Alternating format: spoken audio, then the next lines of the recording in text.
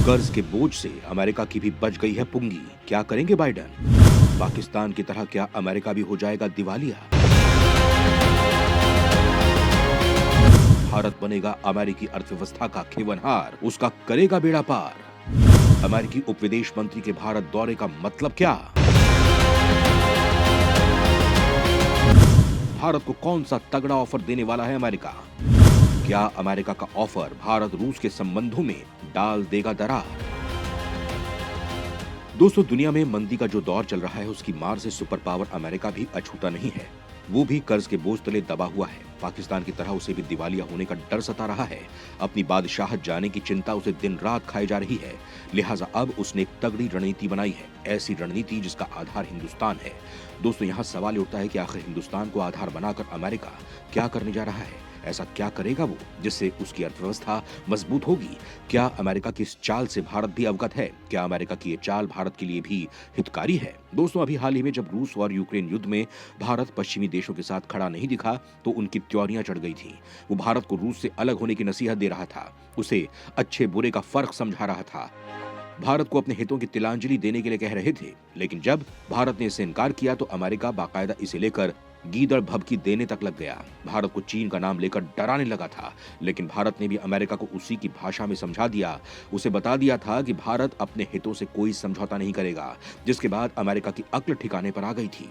दोस्तों, उस वक्त अमेरिका ने भारत को रूस से अलग करने के लिए एक ऑफर भी दिया था, लेकिन अमेरिका की इस चाल में भी उसका स्वार्थ छिपा था। वो भारत को अपनी तकनीक देने के लिए तैयार नहीं था, जिसके बाद भारत ने भी उसे टाटा बाय बाय कर दिया था। लेकिन अब जब अमेरिका कर्ज के बोझ तले दब गया है तो उसे लग रहा है कि भारत के साथ रुकी हुई डील को फाइनल करके वो इस भंवर से निकल सकता है। लिहाजा अमेरिका की उप विदेश मंत्री भारत का दौरा करने वाली हैं। दोस्तों, यहाँ सवाल ये उठता है कि अमेरिका भारत को कौन सा ऑफर देने जा रहा है? आखिर वो कौन सी डील करने जा रहा है जो भारत के लिए भी लाभकारी है? आखिर किस कारण भारत और अमेरिका की ये डील फाइनल नहीं हो पाई थी? आखिर अब अमेरिका ऐसा क्या करेगा जिससे ये डील लॉक हो जाएगी?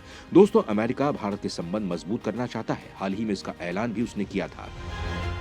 भारत को अपना मजबूत साझेदार बताते हुए उसने चीन को भी हिदायत दे दी थी। तभी यह तस्वीर साफ हो गई कि अमेरिका भारत के साथ रिश्तों को नया आयाम देना चाहता है। दोस्तों, इसकी वजह भी है। आज भारत जिस गति से विकास कर रहा है, जैसे उसकी अर्थव्यवस्था आगे बढ़ रही है, उससे कहीं ना कहीं ये साबित होता है कि आने वाले वक्त में भारत दुनिया की धुरी बन जाएगा। लिहाजा सभी देश भारत के साथ संबंध मजबूत करना चाह रहे हैं। चाहे अमेरिका हो या इंग्लैंड, जर्मनी हो या फ्रांस, सभी भारत के साथ अपनी दोस्ती को और प्रगाढ़ करना चाह रहे हैं। दोस्तों, दुनिया के देशों की मंशा चाहे जो हो, लेकिन अमेरिका की सोच गागर में सागर समेटे हुए है। यानी वो भारत के साथ डील करके एक साथ कई निशाने पर तीर लगाना चाहता है। दोस्तों, यहाँ सवाल उठता है कि कहीं अमेरिका का ये सारा प्लान भारत को रूस से दूर करने का तो नहीं है?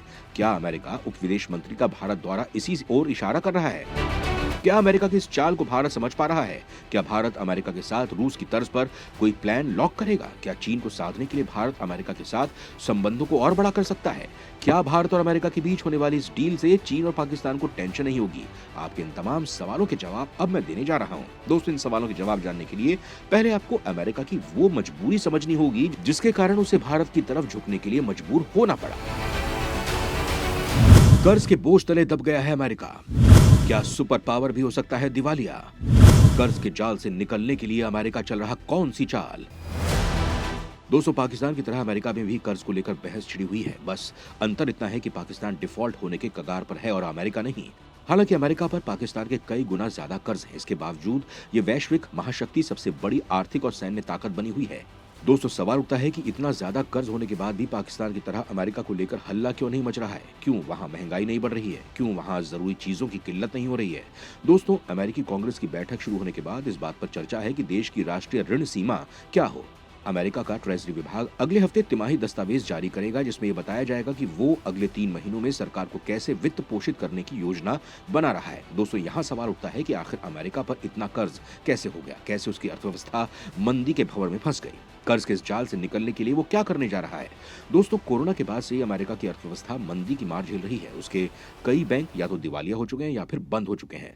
उद्योग धंधों पर भी असर पड़ रहा है। शायद इसीलिए अमेरिका की बड़ी कंपनियां जैसे अमेजॉन, फेसबुक और ट्विटर बड़े पैमाने पर छटनी कर रही है। अपने खर्च को कम कर रही है। दोस्तों, संभावना जताई जा रही है कि अमेरिकी ट्रेजरी विभाग के दस्तावेज अमेरिका के संभावित डिफॉल्ट के समय पर प्रकाश डाल सकता है, जो कि 1 या 2 दिन में आ सकती है। हालांकि विश्लेषकों ने चेतावनी दी है कि अभी भी एक सटीक तारीख तय करना जल्दबाजी होगी, क्योंकि ये टैक्स कलेक्शन समेत कई दूसरे कारकों पर निर्भर करेगा। ऐसे में अमेरिका के लिए डिफॉल्ट होने की किसी एक तारीख का निर्धारण करना काफी मुश्किल है। दोस्तों, इस सवाल यहाँ पर अब ये उठता है कि आखिर अमेरिका का ट्रेजरी विभाग ऐसी कौन सी रिपोर्ट पेश करने जा रहा है जिससे अमेरिकी अर्थव्यवस्था की पूरी पोल खुल जाएगी। ये साबित हो जाएगा कि अमेरिका भी गर्त में समाने वाला है।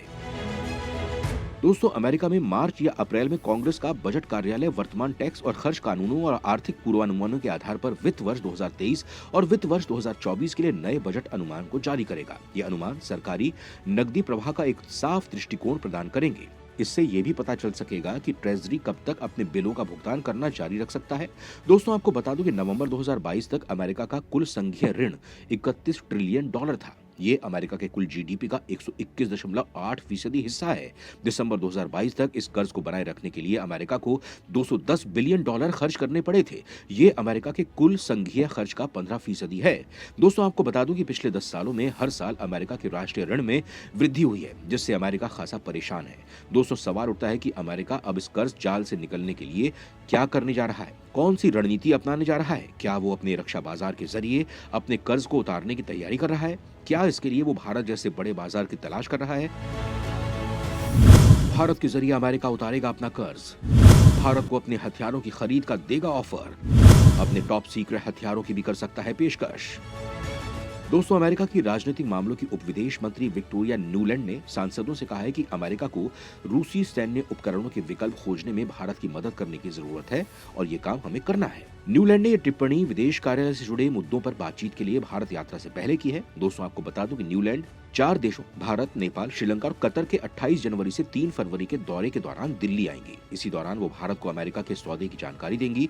दोस्तों, न्यूलैंड ने कहा है कि भारत की मेरी पिछली यात्रा के दौरान हमने रूसी हथियारों के प्रदर्शन से हिंदुस्तान को अवगत कराया था। उन्हें बताया था कि रूस के हथियार कैसे जंग में फिसड्डी साबित हो रहे हैं, कैसे दुश्मन उनकी बैंड बजा रहा है। दोस्तों, जैसा कि आप जानते हैं कि भारत रक्षा उपकरणों के लिए रूस पर निर्भर है, लेकिन अब धीरे धीरे इसमें तब्दीली आ रही है। मोदी सरकार ने इसे काफी हद तक बदलने की कोशिश की है। आज भारत खुद आधुनिक रक्षा उपकरण बना रहा है। वो रूस के अलावा फ्रांस और इजराइल से भी बड़ी डील कर रहा है। अमेरिका भी उसका एक प्रमुख साझेदार बनने जा रहा है। दोस्तों, भारत सरकार का यह कदम दिखाता है कि वो खुद रूसी हथियारों से अपनी निर्भरता को कम करने का इच्छुक है। यहाँ सवाल उठता है कि जो बात अमेरिका कह रहा है कि क्या भारत उसे बहुत पहले ही समझ चुका है? क्या इसी कारण वो खुद को रक्षा क्षेत्र में आत्मनिर्भर कर रहा है? दोस्तों, जैसा कि आप जानते हैं कि रूस भारत को हथियारों के साथ उसकी तकनीक भी प्रदान करता है, लेकिन अमेरिका ऐसा करने को तैयार नहीं है। यही नहीं, रूस के मुकाबले उसके रक्षा उपकरण काफी महंगे हैं। लिहाजा भारत के लिए अमेरिका के साथ डील उसके रक्षा बजट को कई गुना बढ़ा देगा। दोस्तों, ऐसे में सवाल उठता है कि क्या इसके बावजूद भारत अमेरिका के साथ डील करेगा या फिर भारत अपनी शर्त पर अमेरिका को डील के लिए राजी कर लेगा? दोस्तों, कांग्रेस की उप विदेश मंत्री ने कहा है कि मुझे लगता है कि भारत 60 साल के उलझाव के बाद अपने लिए विकल्प तलाशना चाहता है और उन्हें विकल्प उपलब्ध कराने का यही वो काम है जो हमें करना है।